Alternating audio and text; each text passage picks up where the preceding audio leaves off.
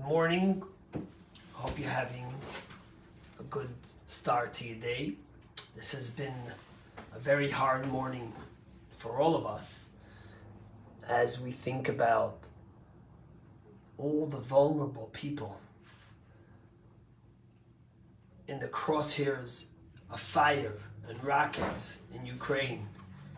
People who have done nothing, just want to live in peace, and are being threatened and killed and murdered by a tyrant, by a dictator, by someone who uses people as pawns to accomplish what he wants to accomplish.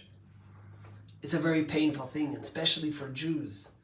When we hearken back and think back to the 1930s, how the world watched in silence as Hitler slowly climbed the ladder with his dangerous vitriol rhetoric and hate towards the Jewish people. Some people say, why should we care about Ukraine? We have our own things to worry about. Let Putin do what he wants. And those are people that haven't learned from history. We have an obligation to unite as a country and stand up and support our president to do whatever we could in a responsible way to stand up for those that are vulnerable and to show that the world doesn't allow things like this to happen. You know, this week's Torah portion is Vayakel, which means to gather. And it's the Torah portion where God speaks about the actual building of the tabernacle, the home that became a place for God's divine presence.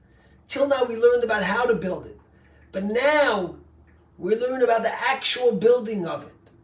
And the Torah uses the words when they chose the architects who built the tabernacle. The Torah uses the words V'chol chacham lev, and all those with a wise heart who come to build a place, an edifice for God. And the question, of course, is, why does he say a wise heart? Usually we say a wise mind. The mind is where we think, is where we come up with ideas and where we create. The heart is where we feel. So should have not said a wise mind. Why does it say a wise heart? And the answer is a very important one. Because yes, we think with our mind. But if we don't have our heart to feel, if we don't engage with our heart to think about what we need to think and to have empathy for who we need to have empathy and to stand up for what's right and what's caring, then we lose our wisdom. It's not true wisdom. As the old saying goes, nobody cares how much you know unless they know how much you care. As Americans, we live in comfort.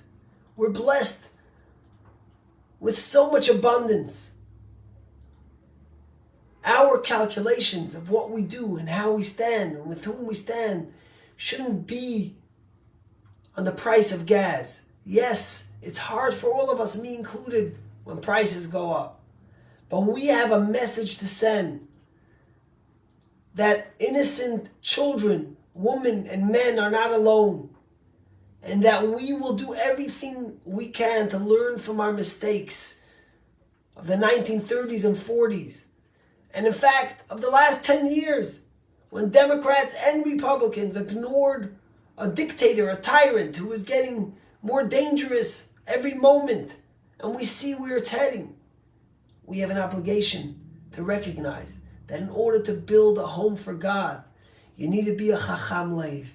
You need to be someone who doesn't just think with his mind, but thinks with his heart, who recognizes that we, as a society, has an obligation to protect those that are vulnerable. Of course, no matter where you stand on the political spectrum in America, in some sense or another, we always put America first because we don't have a choice. We live here and we have to protect and defend our own first in order to be able to defend and focus and care for the world. But if we only stop at America and don't think about others, then we're using our mind and not our heart. I think that's one of the most important messages the Torah teaches us in those few words in this week's Torah portion. That when you want to build an edifice for God, when you want to build a world that's kind, that's caring, you can't just use your mind. You need to use your heart. So my friends, every one of us can help in another way. If it's through prayer, if it's through making a donation to an organization that are helping those that are being bombarded, if it's telling your congressman or senator that you stand with the people of Ukraine and you stand with us speaking up in a loud, united world, then you're doing what you could.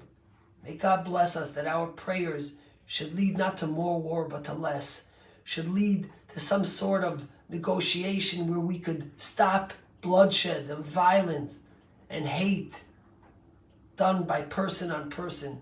And may we all use and unite our collective hearts to help those that are vulnerable and to bring this world to a place where God's presence could always be felt in every part of it. God bless you and have a great day.